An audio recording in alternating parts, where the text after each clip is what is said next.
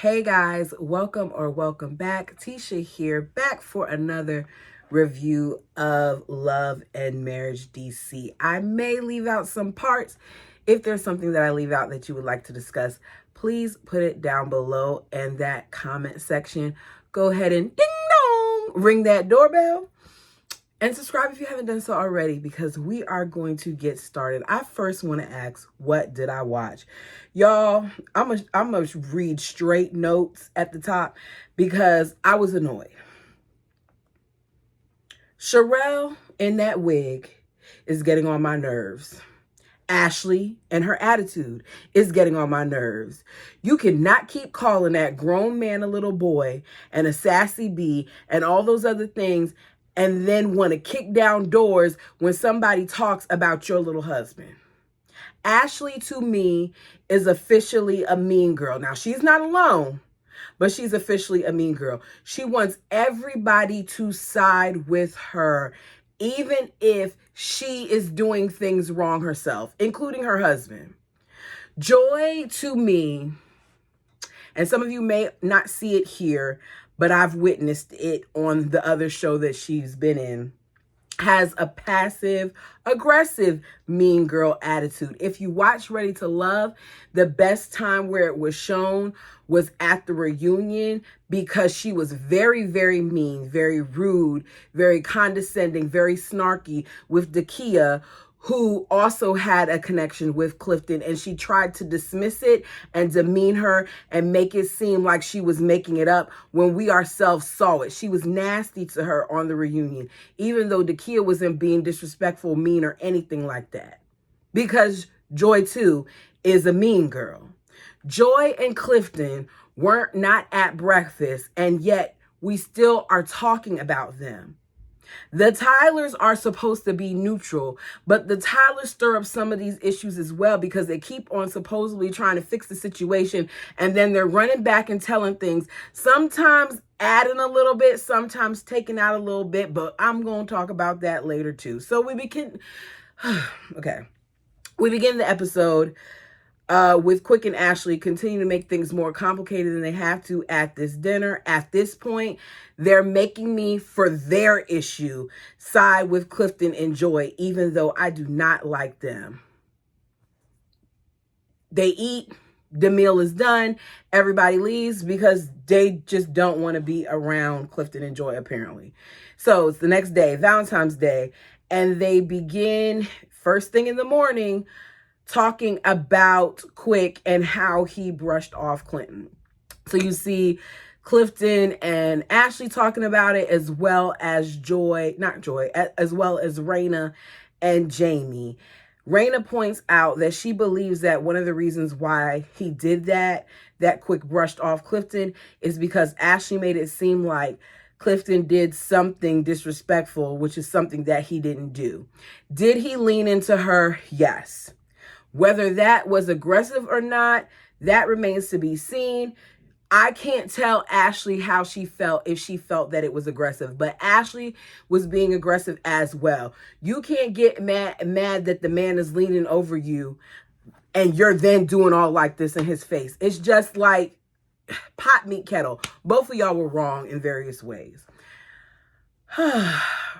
Raina hates the fact that the Pettys are staying 20 minutes away and not staying with them in the house. Clearly that was their choice, so take that up with them.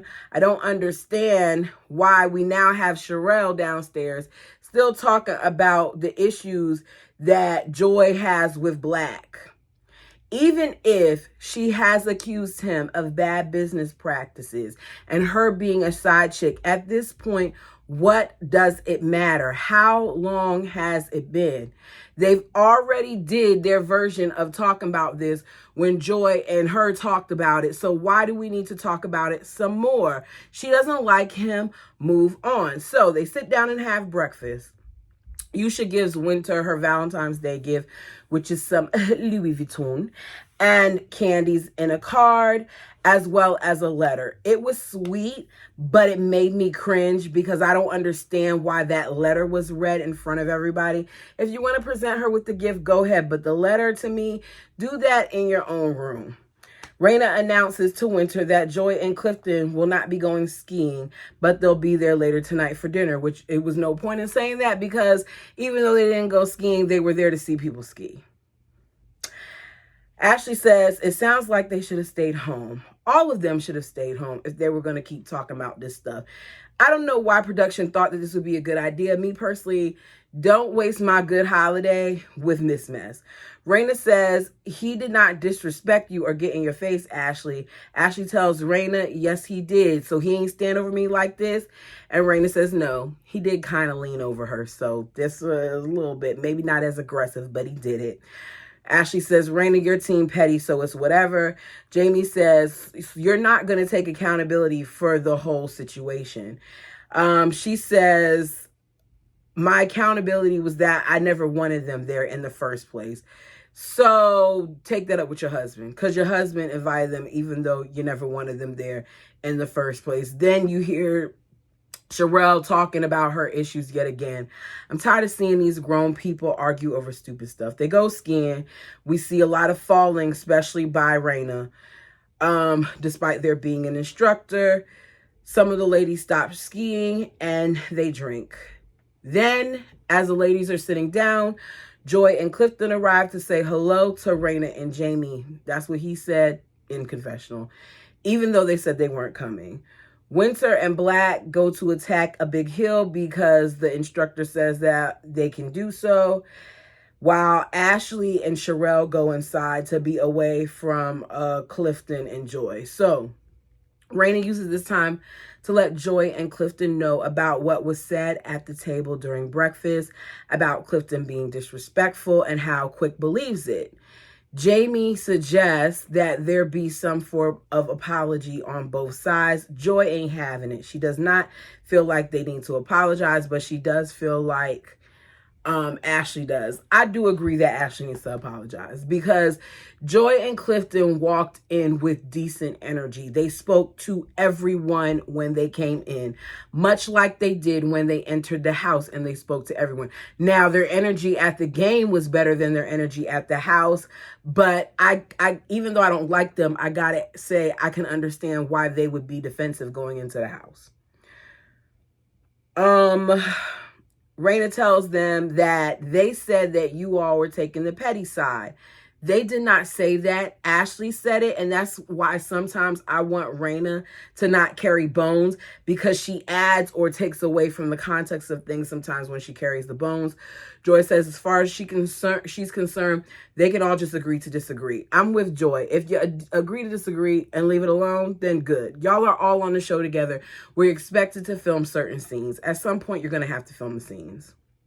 Winter ends up falling. She hurts her knee, so we see the medics bring her. They put a cardboard box on her to splint it, and they suggest that she goes to the doctor, but she doesn't want to go to the doctor just to be told that it's a sprain. We've all been there before where something happens to us and we don't want to go to the doctor because we don't feel like paying that copay, knowing that they're just going to tell us to take some regular medication and stay off of it.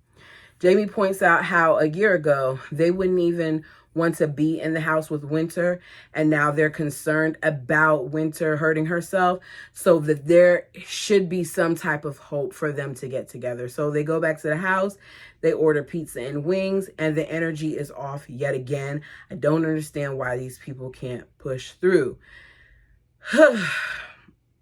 Raina has her surprise to come, which did not help Terry, the intuitive reader, and she doesn't make it any better. I don't understand why Terry went in and just singled out Joy. I don't know if they cut something out. I don't know if she was told anything, but that's what happened. No one is in the mood for Terry, including Winter. Quick says that she is real, though, because she was able to call out some things in regards to him. Meanwhile, Yosef is praying for coverage from Terry and what she does because he's getting churchy with it. Here's my thing. If you believe in a prophet, is there a possibility that there's some truth to intuitive readers as well? Not saying that that should be their title, but There are people who are given things and who are told things that may not be a part of your local church. Just playing devil's advocate here. Terry says, I don't have judgment. I'm here to help and move everybody together. She then looks at Joy and she says, I never met you before, but I knew what you looked like because your face kept coming to me. I thought that was a little weird. Joy in her confessional says that she has a problem with Terry already because they're surrounded by a bunch of people and this is not a good place to be having certain conversations with her. Blame your friend the Tylers or blame Raina. Terry tells her, I'm probably going to trigger you, but bear with me here. She says you have a strong dad block. She asks her a bunch of questions about her dad. Joy lets her know he was there. Even though he was a single parent, he was there. He was always there. She has no issues with her dad. Her dad was perfect for her. To me, that sounds like there are some issues there. My father, whom I love with all my heart, was not perfect. Was he an amazing dad? Yes. Was he great? Yes. Did he sacrifice a lot for us? Oh, yeah, he did. Was he always there? No, he couldn't be. He was in the military. He just couldn't. Does that make him a bad parent? No. It makes him a parent that sacrificed, and as a result, he missed out on some things. Would I call that the perfect parent? No. Would I call that a great parent because of how he showed up in other ways? Of course I would. But that's not what Joy's doing. Joy doesn't want to go down that road, which makes me feel like there was something there that did have some type of block, and she just didn't want to acknowledge it because she became very defensive when they were having that conversation. So Terry tells her she's protecting her inner sense of being. She asks her if she's struggling in the group, and Joy says she's not struggling in the group. So at that point, when I heard that, I wrote, I'm on Terry's side because it's obvious that Joy is lying. She's been struggling with the group for a minute. It's semantics. So maybe she's lying about her dad too. Clifton says, it's obvious that Terry came with a premeditated opinion. You have Black saying, could you define what struggle is? So Terry says having an issue with the group or the group having an issue with you. So then she changes it, but she already knew what it meant. I'm not going to break down all of what Joy said because Joy was not for Terry. She's talking about how her friend is an intuitive healer and how you're supposed to ask permission to read somebody first and how she feels like Terry messed up because she didn't ask permission and because she was leading her. And then you have Ashley interjecting, as does Black. I'm not saying what they said. He just says that it's the first time that him and Joy have been having a dialogue and he's been hearing things that Joy has said about him. That's not true. Joy says it's true. Even if it is true, as I said earlier, who cares? Joy is the one that talks about love and light. So in order to do that, at some point, you have to let go of what's not light, which is these beefs. He feels like for 10 years, he was with her and protecting her. And he doesn't understand why after all this time she wouldn't talk to him. Joy says he hasn't protected her. They ain't even real friends.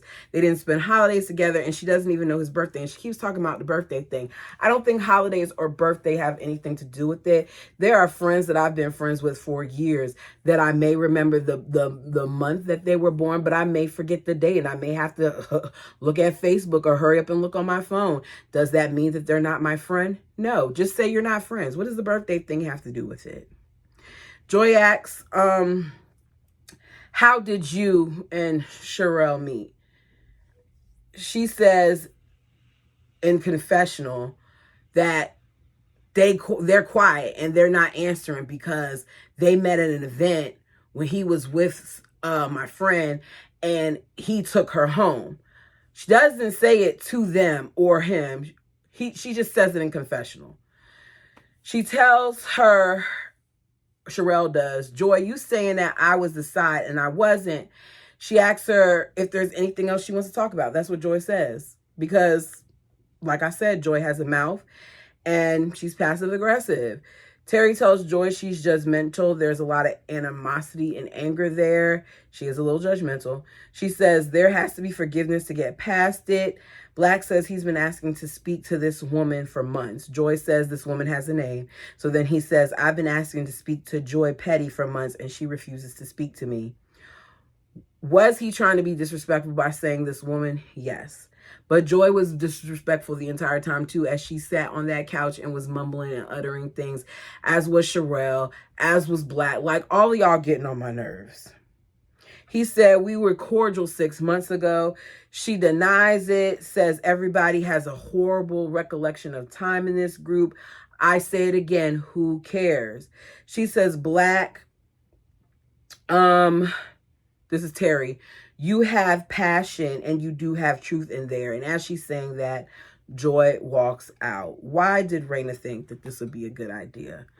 Y'all tell me if you think Joy was telling the truth or not down below. And tell me what you thought of this episode. I don't know what Carlos King needs to do, but there needs to be a shakeup where you have actual cast members that get along, because I'm tired of seeing this same disjointedness across all of his love and marriage platforms. Do we want to see a little drama? Yes.